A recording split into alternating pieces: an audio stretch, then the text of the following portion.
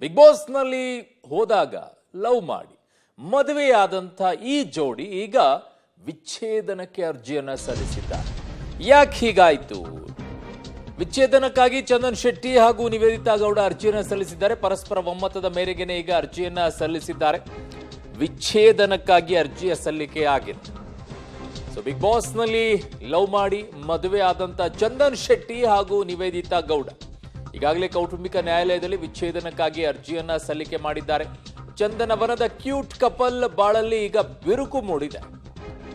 So Chandan Shetty Nivedita Gowda ಈ couple ಬಗ್ಗೆ ಬಹಳ ಜನರು ಚೆನ್ನಾಗಿದ್ದಾರೆ, ಕ್ಯೂಟ್ ಆಗಿದ್ದಾರೆ ಕಪಲ್ಗಳು ಅಂತ ಹೇಳ್ತಾ ಇದ್ರು. ಬಟ್ ಯಾಕೇನಾಯಿತು, ಯಾರ ದೃಷ್ಟಿ ಅವರಿಗೆ ತಾಗ್ತೋ ಏನೋ ಗೊತ್ತಿಲ್ಲ. ಈಗ ಇವರು ಈಗಾಗಲೇ ಕೌಟುಂಬಿಕ ನ್ಯಾಯಾಲಯದಲ್ಲಿ ವಿಚ್ಛೇದನಕ್ಕಾಗಿ ಅರ್ಜಿಯನ್ನ ಸಲ್ಲಿಕೆಯನ್ನ ಮಾಡಿದ್ದಾರೆ. ಚಂದನವನದ ಕ್ಯೂಟ್ ಕಪಲ್ ಬಾಳಲ್ಲಿ ಬಿರುಕು ಮೂಡಿದೆ. ಬಿರುಕು ಮೂಡಿ ಸಣ್ಣ ಪುಟ್ಟ ಜಗಳಗಳಾಗುತ್ತದೆ ಬೇರೆ, ಆದರೆ ವಿಚ್ಛೇದನಕ್ಕೆ ಹೋಗುವ ಮಟ್ಟಕ್ಕೆ ಬಿರುಕು ಮೂಡಿರುವಂಥದ್ದು ಯಾಕೆ ಅನ್ನುವಂಥ ಪ್ರಶ್ನೆ ಈಗ ಇದೆ. ಸೊ ಇತ್ತೀಚೆಗೆ ರ್ಯಾಪರ್ ಚಂದನ್ ಶೆಟ್ಟಿ ಹಾಡುಗಳು ಕೂಡ ಕಡಿಮೆ ಆಗಿತ್ತು, 1-2 ಅಷ್ಟೇ ಬರ್ತಾ ಇದ್ದಿದ್ದು. ಅದಾದ ನಂತರ ಏನಾಯ್ತು ಏನು ಎತ್ತ ಅಂತೇಳಿ ಅವರೆಲ್ಲೂ ಕೂಡ ಕಾಣಿಸ್ಕೊಳ್ಳಿಲ್ಲ ಅತಿ ಹೆಚ್ಚಾಗಿ. ಬಟ್ ಈಗ ಕ್ಯೂಟ್ ಕಪಲ್ ಈಗ ವಿಚ್ಛೇದನಕ್ಕೋಸ್ಕರ ಅರ್ಜಿಯನ್ನ ಸಲ್ಲಿಕೆ ಮಾಡಿದ್ದಾರೆ. ಪರಸ್ಪರ ಒಮ್ಮತದ ಮೇರೆಗೆನೆ ಈಗ ವಿಚ್ಛೇದನಕ್ಕೆ ಅರ್ಜಿಯನ್ನ ಸಲ್ಲಿಕೆ ಮಾಡಿದ್ದಾರೆ ಅನ್ನುವಂತಹ ಮಾಹಿತಿಗಳು ಬರ್ತಾ ಇದೆ. ಬಿಗ್ ಬಾಸ್ ನಲ್ಲಿ ಸೇರ್ಕೊಂಡಂತ ಸಂದರ್ಭದಲ್ಲಿನೇ ಇಬ್ಬರ ನಡುವೆ ಪ್ರೇಮಾಂಕುರವಾಗುತ್ತೆ. ಆಮೇಲೆ ಕುಟುಂಬವನ್ನ ಒಪ್ಪಿಸ್ತಾರೆ, ಆಮೇಲೆ ಮದುವೆ ಕೂಡ ಆಗ್ತಾರೆ. ಚೆನ್ನಾಗಿದೆ ಜೋಡಿ, ತುಂಬಾ ಜನ ಮೆಚ್ಚಿದ್ರು ಈ ಜೋಡಿಯನ್ನ.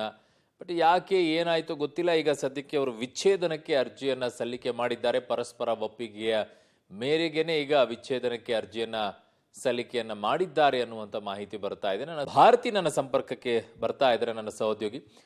ಭಾರತಿ, ಯಾತಕ್ಕೋಸ್ಕರ ಈ ವಿಚ್ಛೇದನಕ್ಕೆ ಹೋಗುವಂತ ಮಟ್ಟಕ್ಕೆ ಇವರು ಬಂದ್ರು? ತುಂಬಾ ಕ್ಯೂಟ್ ಕಪಲ್ ಅಂತಾನೆ ಇತ್ತು. ಏನಾಯ್ತು, ಯಾರ ದೃಷ್ಟಿ ಬಿಟ್ಟು ಅನ್ನುವಂಥ ಮಟ್ಟಕ್ಕೆ ಈಗ ಬಂದು ಕೂತಿದೆ. ಏನಾಯ್ತು, ಏನು ಅಪ್ಡೇಟ್ಸ್ಗಳು ಸಿಗ್ತಾ ಇದೆ ಭಾರತಿ? ಖಂಡಿತವಾಗ್ಲೂ ಅರುಣ್, ಯಾಕೆ ಏನು ಅನ್ನೋದನ್ನ ಅವರೇ ಉತ್ತರಿಸಬೇಕಾಗುತ್ತೆ. ಆದ್ರೆ ಸದ್ಯಕ್ಕೀಗ ಶಾಂತಿನಗರದ ಫ್ಯಾಮಿಲಿ ಕೋರ್ಟ್ ನಲ್ಲಿ ಇಬ್ಬರ ವಿಚ್ಛೇದನದ ಅರ್ಜಿ ಇದೆ ಅನ್ನೋದು ಸದ್ಯದ ಮಾಹಿತಿ. ಯಾಕಾಗಿ ಹೀಗಾಯ್ತು ಅನ್ನೋದನ್ನ ಕೂಲಂಕುಷವಾಗಿ ಪರಿಗಣಿಸಬೇಕು. ಯಾಕಂದ್ರೆ ಕಳೆದ ಒಂದು ಮಾರ್ಚ್ ತಿಂಗಳಲ್ಲೇ ಇಬ್ಬರ ಸಿನಿಮಾ ಸೆಟ್ ಏರಿತ್ತು. ಜೊತೆಗೆ ಕಳೆದ ವಾರ ಕೂಡ ಇಬ್ರು ಜೊತೆಯಾಗಿ ಇದ್ರು. ಈ ತರದ ಒಂದು ಪರಿಸ್ಥಿತಿ ಇದ್ದಾಗ ಸಡನ್ ಆಗಿ ಯಾಕೆ ಹೀಗೆ ಇಬ್ರು ವೈಷಮ್ಯ ಮೂಡಿ ದಂಪತಿ ವಿಚ್ಛೇದನ ಬಯಸಿದ್ದಾರೆ ಅನ್ನೋದೇ ನಿಗೂಢವಾದ ಪ್ರಶ್ನೆ.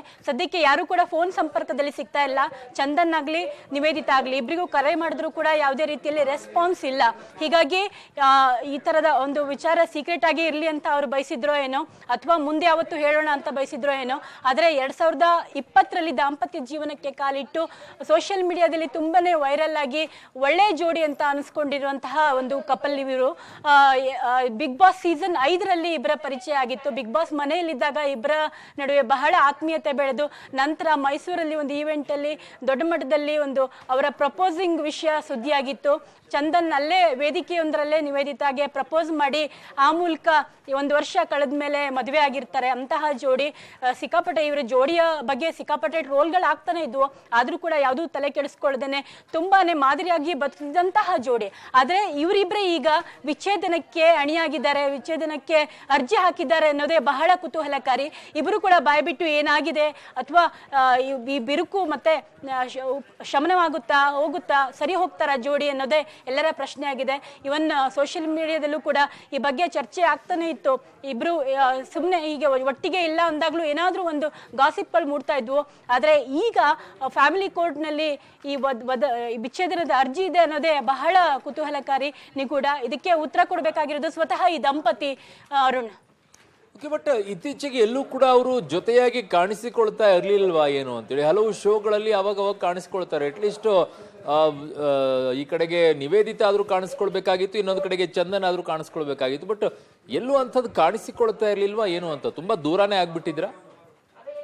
ಇಲ್ಲ ಅರುಣ್, ಕುತೂಹಲ ಮೂಡಿಸೋದಕ್ಕೆ ಇದೇ ಕಾರಣ. ಯಾಕಂದ್ರೆ ತೀರಾ 15 ದಿನದ ಹಿಂದೆ ಕೂಡ ಜೊತೆಯಾಗಿ ಇದ್ರು, ಅದೇ ಒಂದು ನಿಗೂಢ, ಜೊತೆಯಾಗಿ ಒಂದು ಕಾರ್ಯಕ್ರಮವನ್ನು ಅಟೆಂಡ್ ಮಾಡ್ತಾರೆ, ಒಂದು ಸಿನಿಮಾದ ಕಾರ್ಯಕ್ರಮವನ್ನ. ಹೀಗಾಗಿ ಜೊತೆಯಾಗಿದ್ದವರು 15 ದಿನದ ನಂತರ ಈಗೇನಾಯ್ತು ಸದ್ಯಕ್ಕೆ ಈಗ ಒಂದು ವಾರದಲ್ಲಿ ಬೆಳವಣಿಗೆಯಲ್ಲಿ ಅನ್ನೋದೇ ಬಹಳ ನಿಗೂಢ.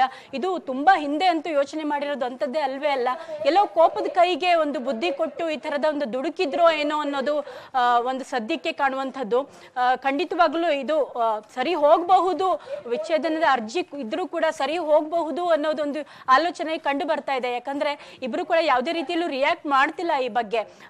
ತೀರಾ ಇತ್ತೀಚೆಗೆ ಆಗಿರುವಂತದ್ದು. ಮಾರ್ಚ್ ನಲ್ಲೇ, ನಾನು ಈಗಾಗಲೇ ಹೇಳಿದೆ ನಿಮ್ಗೆ, ಮಾರ್ಚ್ ನಲ್ಲೇ ಇಬ್ಬರದ್ದು ಸಿನಿಮಾ ಒಂದು ಸೆಟ್ಟೇರಿತ್ತು. ಒಂದು 2-3 ತಿಂಗಳ ಹಿಂದೆ ಒಂದು ಸಿನಿಮಾನೇ ಸೆಟ್ಟೇರಿರುತ್ತೆ. ಜೊತೆಯಾಗಿ 15 ದಿನದ ತಿಂಗಳ ಹಿಂದೆ ಕಂಟಿನ್ಯೂಸ್ಲಿ ರೀಲ್ಸ್ ಗಳನ್ನ ಜೊತೆಯಾಗಿ ಮಾಡ್ತಾ ಇರ್ತಾರೆ.